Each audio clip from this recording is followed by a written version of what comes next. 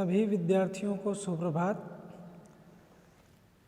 प्यारे बच्चों, बीएड प्रथम सेमेस्टर के ईपीसी 1 के अंतर्गत दूसरा जो परीक्षण है वो आप लोगों का व्यक्तित्व का परीक्षण ठीक है। अब व्यक्तित्व के परीक्षण में प्यारे बच्चों सबसे पहले व्यक्तित्व का इंट्रोडक्शन आप लोगों को लिखना है, ठीक है, ताकि आप व्यक्तित्व से परिचित करा सकें। इसलिए इंट्रोडक्शन लिखना बहुत ज़रूरी होता है। तो सबसे पहले आप उसका प्रस्तावना लिखेंगे, फिर उसके बाद व्यक्तित्व का अर्थ लिखेंगे, ठीक है। अर्थ लिखने के पश्चात आप सभी लोग व्यक्तित्व की परिभाषा लिखेंगे। महत्वपूर्ण परिभाषाओं को सम्मिलित कीजिएगा जो आप लोगों को याद हों, ताकि जब भी आपका वाइवा हो तो उस वाइवा में व्यक्तित्व से संबंधित जब परिभाषा पूछी जाए तो आप सब इन परिभाषाओं को बता सकें, ठीक। अब इन परिभाषाओं से क्या निष्कर्ष निकलता है वो आप लिख दीजिए। तो उपरोक्त परिभाषाओं से क्या निष्कर्ष निकला है वो लिखा गया है। फिर उसके बाद व्यक्तित्व की प्रकृति एवं विशेषताएं लिखी गई हैं। तो इसका नेचर क्या होता है और विशेषता क्या होती है। तो पहला आत्मचेतन, इसकी विशेषता है। उसके पश्चात निरंतर निर्माण की प्रक्रिया होती है, ठीक है, ये इसकी विशेषता होती है। सामंजस्य स्थापित करने में सहायक होता है। दृढ़ इच्छा शक्ति में सहायक होता है। शारीरिक व मानसिक स्वास्थ्य में सहायक होता है। निर्देशित लक्ष्य की प्राप्ति में सहायक होता है। तो कुछ पॉइंट्स आप विशेषताओं के रूप में लिखेंगे यहाँ पर। और उसके पश्चात व्यक्तित्व विकास के घटक एवं कारक, तो कौन कौन से घटक एवं कारक होते हैं वो आप लोगों को लिखना है। तो घटक में जैसे देखिए जैविक घटक या कारक होते हैं, मनोवैज्ञानिक कारक होते हैं और वातावरण संबंधी कारक होते हैं, ठीक है। तो इसके जैविक कारक के अंतर्गत अंतःस्रावी ग्रंथियां होती हैं ना, जिसमें पीयूष ग्रंथि है, अधिकृत ग्रंथि है, गल ग्रंथि है, यौन ग्रंथि है, ठीक। उसके पश्चात दूसरी जो ग्रंथियां होती है वो शरीर रचना के आधार पर होता है। और उसके पश्चात तीसरी जो जैविक कारक के अंतर्गत है वो शारीरिक रसायन के आधार पर है, ठीक है। अब वातावरण जो जनित कारक संबंधी है उसके अंतर्गत आप देख पा रहे हैं कि सामाजिक कारक है और सांस्कृतिक कारक है। सामाजिक कारक के अंतर्गत आस पड़ोस का वातावरण और विद्यालयी प्रभाव के अंतर्गत रखा गया है। अब देखिए इसी जैविक कारक को क्या किया गया है, बताया गया है कि जैविक कारक क्या होते हैं प्यारे बच्चों। तो ये आप लोगों को जैविक कारक के बारे में लिखना है। फिर इसमें जो जो चीज़ें हैं उसका डिटेलिंग किया गया है, यही, ठीक है। तो व्यक्तित्व के कारक या पहले अच्छे तरीके से देख लीजिए, स्क्रीनशॉट ले लीजिए, क्योंकि आपको इसी को क्या करना है, लिखना है प्यारे बच्चों, ठीक। अब उसके पश्चात देखिए नेक्स्ट पेज पे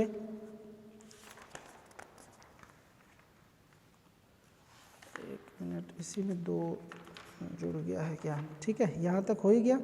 जैविक कारक के अंतर्गत अंतःस्रावी ग्रंथियाँ और उसके पश्चात आपका ये पीयूष ग्रंथि हो गया, ठीक है। और उसके बाद अधिकृत अधिवृक्क ग्रंथि है। फिर उसके बाद गल ग्रंथि है, उसके बाद यौन ग्रंथि है। तो इसको भी आप लोगों को संक्षिप्त में थोड़ा थोड़ा सा डिटेल में लिख लीजिएगा, ठीक। अब उसके बाद शरीर रचना के आधार पर देखिए, तो ये इसके बारे में लिखना है आप लोगों को। फिर शरीर रसायन के बारे में लिख देना है। मनोवैज्ञानिक कारक, ये महत्वपूर्ण कारक होता है, तो इसको भी आप लोगों को लिखना है। इसको लिख लीजिएगा, ध्यानपूर्वक देख लीजिए, आपके किताबों में भी दिया हुआ है, इसको भी आप लिख सकते हैं। उसके बाद है वातावरण संबंधी कारक, जिसमें सामाजिक कारक है, ठीक है। पहले एक बार इसको स्क्रीनशॉट ले लीजिए या फिर लिख लीजिए, आगे बढ़ेंगे। फिर उसके बाद देखिए आस पड़ोस है, ये वातावरण के अंतर्गत ही आता है। विद्यालयी प्रभाव है, क्या प्रभाव पड़ता है, ठीक है। ये हो गया आप लोगों का। ये ध्यान से इसको आप लोग पहले, ये पूरा आ रहा है ना, इसको स्क्रीनशॉट ले लें या फिर लिख लें, ठीक। उसके बाद है सांस्कृतिक कारक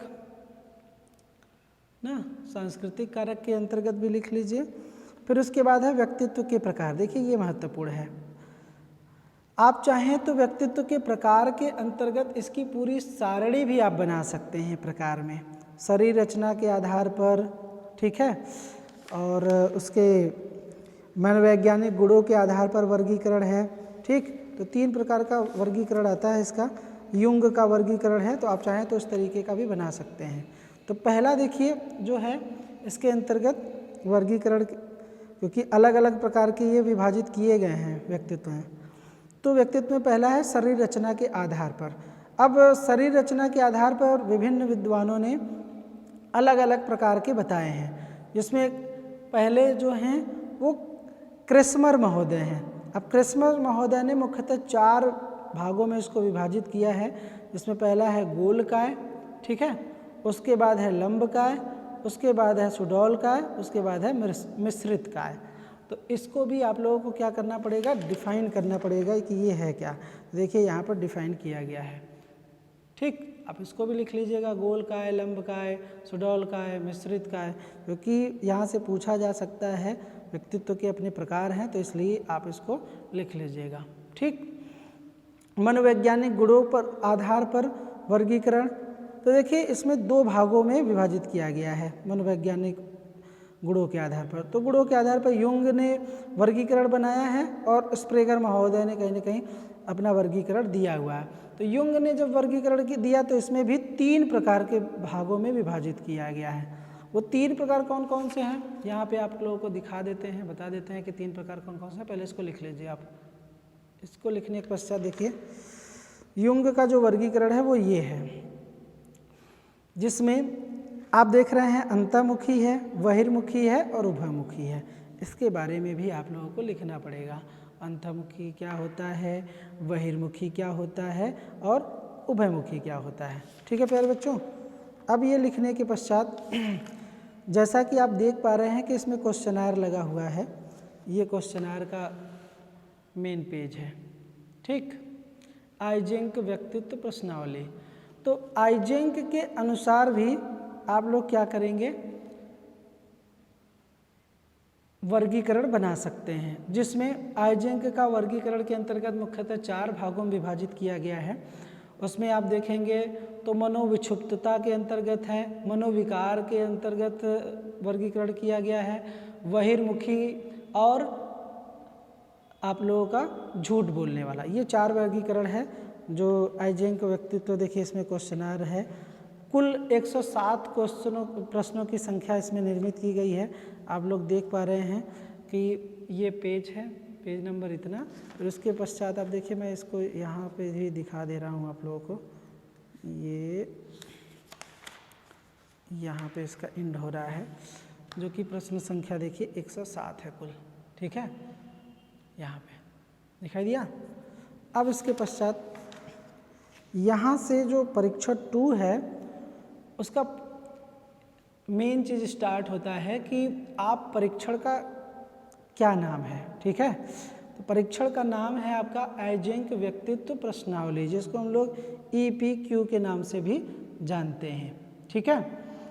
फिर उसके बाद है समस्या।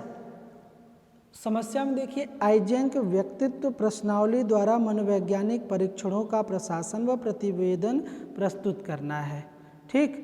अब कौन कौन से उपकरण लगेंगे, उपकरण एवं सामग्री। तो उपकरण एवं सामग्री में EPQ का क्वेश्चनायर है, ठीक है, घड़ी है, पेन है, निर्देशिक पुस्तिका है, कुर्सी है, टेबल है ना, और बच्चों को क्रमबद्ध तरीके से बैठाना हो गया। ये सारी चीज़ें कहीं ना कहीं उपकरण के रूप में प्रयोग किए गए हैं जब व्यक्तित्व का परीक्षण कराया जा रहा, ठीक। अब देखिए यहाँ पर प्यारे बच्चों कि जब प्रयोग का या फिर ये जो क्वेश्चनायर है, ये आपको क्वेश्चनायर जो दिख रहा है, ये क्वेश्चनायर प्रयोग करने के लिए हमारे पास एक प्रयोज्य होना चाहिए, ठीक है, जिस पे ये क्वेश्चनायर प्रशासित किया जा सके, ठीक है। तो प्रशासित किस पे किया गया है, वो प्रयोज्य का पूरा परिचय देंगे, उसमें प्रयोज्य का नाम लिखा जाएगा, कक्षा क्या है, लिंग क्या है, शिक्षा क्या है, दिनांक क्या है, धर्म क्या है ना, ये सारी चीज़ें कहीं ना कहीं आप इसके अंतर्गत सम्मिलित करेंगे। फिर परीक्षण का विवरण देंगे कि कहाँ कहाँ से परीक्षण में प्रश्नों का निर्माण किया गया है। तो जैसा कि 4 क्षेत्र इसके अंतर्गत आइजेंक ने निर्धारित किए हैं। एक तो मनोविक्षुब्धता का है, जिसको सांकेतिक रूप में P से व्यक्त किया गया है, और इससे रिलेटेड कुल जो क्वेश्चन हैं वो 17 क्वेश्चन दिए गए हैं। ठीक, उसके बाद है बहिर्मुखता, जिसको सांकेतिक रूप में E से व्यक्त करते हैं, जिसमें 19 क्वेश्चन दिए गए हैं। उसके बाद है मनोविकार ना, जिसमें 25 क्वेश्चन निर्धारित किए गए हैं। उसके बाद है झूठ, जिसमें 19 क्वेश्चन निर्धारित किए गए हैं। कुल टोटल जो प्रश्नों की संख्या है वो 80 क्वेश्चन है। वैसे इसमें आप देखेंगे तो कुल जो प्रश्नों की संख्या हमने बताया था वो 107 क्वेश्चन दिए गए हैं। अब 107 में से इसका क्या किया गया है, औसतन सभी से क्वेश्चन का निर्माण किया गया है ना। तो इसीलिए जब भी इसका आंसर आएगा या फिर जो स्कोर प्राप्त किया जाता है वो मीन के रूप में, औसत के रूप में ही होता है। तो इसलिए प्यारे बच्चों, मनोविक्षुब्धता को क्या बोलते हैं, साइकोटिसिज्म बोला जाता है। बहिर्मुखता को अंग्रेजी में एक्सट्रोवर्जन बोला जाता है। मनोविकार को हम लोग न्यूरोटिसिज्म बोलते हैं, और झूठ को लाई के नाम से भी जाना जाता है। तो यहाँ पर इस तरीके के क्वेश्चन निर्मित किए गए हैं। ठीक है प्यारे बच्चों, अब देखिए मैं आपको एक मैनुअल दिखा रहा हूँ, जिसमें मैनुअल में आप देखेंगे कि कितने कितने क्वेश्चन कहाँ से निर्मित किए गए हैं। ठीक है, अगर आप लोग देख पा रहे हैं प्यारे बच्चों, तो जैसा कि देखिए यहाँ पे लिखा हुआ है साइकोटिसिज्म कितने क्वेश्चन हैं, 17 क्वेश्चन है। एक्सट्रोवर्जन 25 क्वेश्चन है। न्यूरोटिसिज्म 19 क्वेश्चन है। लाई से 19 क्वेश्चन है। ठीक है, तो ये है कहीं ना कहीं सभी से क्वेश्चन निर्मित किए गए हैं, और टोटल जो प्रश्न हैं आप देख रहे हैं 107 हैं, जो हिंदी वर्जन में दिए गए हैं EPQ के अंतर्गत। ठीक है, तो ये प्यारे बच्चों, अब जो इसमें स्कोरिंग के लिए क्वेश्चन हैं वो देखिए, यस के लिए, नो के लिए, फिर उसमें ई के लिए देखिए दिया हुआ है, ये साइकोटिसिज्म का है, ये आप लोगों का एक्सट्रोवर्जन का क्वेश्चन है, ये आप लोगों का न्यूरोटिसिज्म का है, यस के क्वेश्चन नहीं है, इसमें सिर्फ नो के क्वेश्चन है। उसके बाद लाई के क्वेश्चन है, सब दिया हुआ है। ठीक है, ठीक, तो यही प्यारे बच्चों हमने यहाँ पे परीक्षण का विवरण पूरा दिया हुआ है कि कहाँ से कितने क्वेश्चन बने हुए हैं। तो मनोविक्षिप्तता से, बहिर्मुखी से, मनोविकार से और झूठ से कितने कितने क्वेश्चन बने हुए हैं।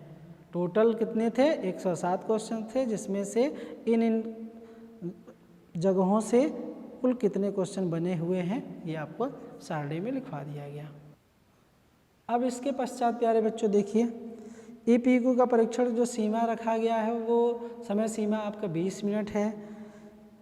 प्रत्येक कथन के 2 ही विकल्प दिए गए हैं ना, या हाँ और नहीं में, या कह सकते हैं यस और नो में ही विकल्प दिए गए हैं। परीक्षण में कुल 107 प्रश्न हैं जो आप लोगों को बताए ही गए हैं। निर्देश आपकी किताबों में दिया हुआ है, या कह सकते हैं क्वेश्चनर में दिया हुआ है, उसी निर्देश को यहाँ पे लिखवाया गया। तो निर्देश भी आप लिखेंगे पूरा क्रम संख्या दे करके निर्देश। ठीक, परीक्षण की विधि व मूल्यांकन, अब किस तरीके से परीक्षण किया गया है उसकी विधि और मूल्यांकन भी आपको लिखने हैं यहाँ पर साथ साथ में। तो ये आप अच्छे तरीके से परीक्षण की विधि और मूल्यांकन लिख लीजिएगा। अब देखिए प्यारे बच्चों, उसके पश्चात आएगा परिणाम तालिका। परिणाम तालिका में देखिए जो जो आपने क्वेश्चन को हल किया हुआ है सभी क्वेश्चनों को, उसके अनुसार जो क्षेत्र दिए थे उसी क्षेत्र से क्या किया गया है, प्रश्न जो आपने स्कोर प्राप्त किया है उसी को हमने तालिका में लिखा हुआ है। अब एक बार फिर से मैं आपको दिखा दे रहा हूँ कि आप लोगों को कंफर्म हो जाए थोड़ा सा। तो देखिए इस तरीके का आपने यस और नो करके प्रश्न का उत्तर दिया हुआ है, दिखाई दे रहा है ना, उसी तरीके से मूल्यांकन किया गया है। यहाँ आप देख लीजिए कि आपने जो बॉक्स बनाया है यस और नो का जो स्कोर आया है उस स्कोर को हमने यहाँ पर उस बच्चे ने लिखा हुआ है। ठीक है, तो यस के लिए जो क्वेश्चन दिए गए थे, नो के लिए दिए गए थे, उसका स्कोरिंग करके जो मूल्यांकन की जो विधि थी वो उस मूल्यांकन के आधार पे इसने यहाँ पर लिखा हुआ है। ठीक, तो यहाँ पर जो लिखा गया है, अब देखिए इसी को एक सारणी के माध्यम से इसने तैयार किया हुआ है। जो देखिए यहाँ पे तैयार किया हुआ जो स्कोर उसने प्राप्त किया है। ठीक, अब स्कोर प्राप्त करने के पश्चात देखिए प्यारे बच्चों, एक फीमेल की परिणाम तालिका आई है जो कि मैनुअल के अगर देखा जाए तो टेबल नंबर के अकॉर्डिंग है। मैं आपको दिखा दे रहा हूँ, वो मैनुअल के हिसाब से है। ये देखिए मैनुअल में दिया हुआ है, मेल का अलग दिया हुआ है, फीमेल का अलग दिया हुआ है। ठीक है, इसका मीन दिया हुआ है और एसडी दिया हुआ है, स्टैंडर्ड डेविएशन दिया हुआ है। ठीक है, तो यही जो है मान फीमेल का, जैसे फीमेल का है ये, फीमेल का लिखा गया है यहाँ पर, और उसके बाद मेल वाले बच्चे अपना मेल का लिखेंगे। देखिए ये वाला चीज़ वहीं पे लिखा गया है। अब जो स्कोर प्राप्त किया है इन्होंने, इस स्कोर को किससे, इस तालिका से मिलाया गया है, और मिलाने के पश्चात अब देखिए इसकी व्याख्या की गई है, क्योंकि रिजल्ट से ही क्या किया जाता है, तालिका का मिला करके व्याख्या किया गया है।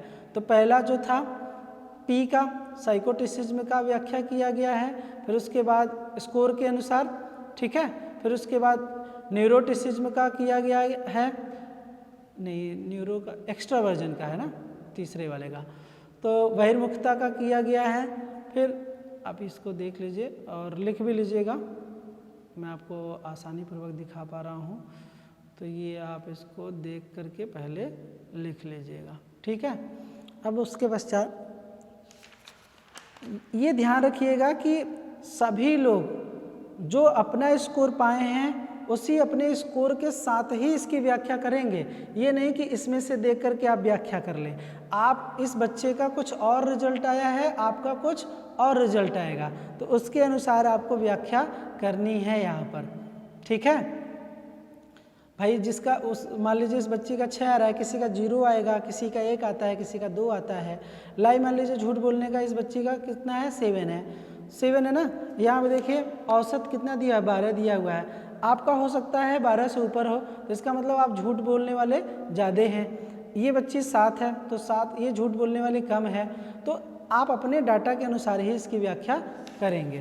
ठीक, अब उसके पश्चात देखिए जो मनोविक्षुब्धता का है उसकी व्याख्या की गई है, और उसके पश्चात लाई की व्याख्या की गई है, और निष्कर्ष रूप में बच्चे का व्यक्तित्व बताया गया है कि किस प्रकार का व्यक्तित्व है आइजेंक के अनुसार, क्योंकि परिणाम इसी के आधार पर किया जाएगा कि व्यक्तित्व कैसा है। ठीक है, तो जैसे सुडॉल का है शरीर वाला, तथा युंग के अनुसार आइजेंक के अनुसार बहिर्मुखी स्वभाव का वाला होगा। ये लास्ट में उस बच्चे का व्यक्तित्व पता चला है किस प्रकार का होगा। ठीक है, तो आई होप बच्चों आप लोगों को समझ में आया होगा प्रैक्टिकल, और जहाँ पर आप लोगों को ना समझ में आया होगा वो कमेंट करके आप सब पूछ सकते हैं। ठीक है, तो इतना आप लोगों को आइजेंक के द्वारा ये व्यक्तित्व परीक्षण में लिखना है। इस तरीके से आप लोगों की फाइल बनेगी पूरी की पूरी। ठीक, अब पूरी फाइल लिख लेने के पश्चात आप लोग इंडेक्स बनाएंगे। इंडेक्स में जो जो चीज़ें आप लिखे हैं सब यहाँ पर लिखेंगे कि हमने क्या क्या चीज़ें लिखा हुआ है। जैसे प्रस्तावना लिखा हुआ है, ठीक, परिभाषा लिखा है, अर्थ लिखा हुआ है, तो पेज संख्या भी डाल करके आप लिखेंगे। तो इंडेक्स पूरी बननी चाहिए, और उसी इंडेक्स पे आपकी निरीक्षककर्ता के द्वारा हस्ताक्षर किया जाएगा। ठीक।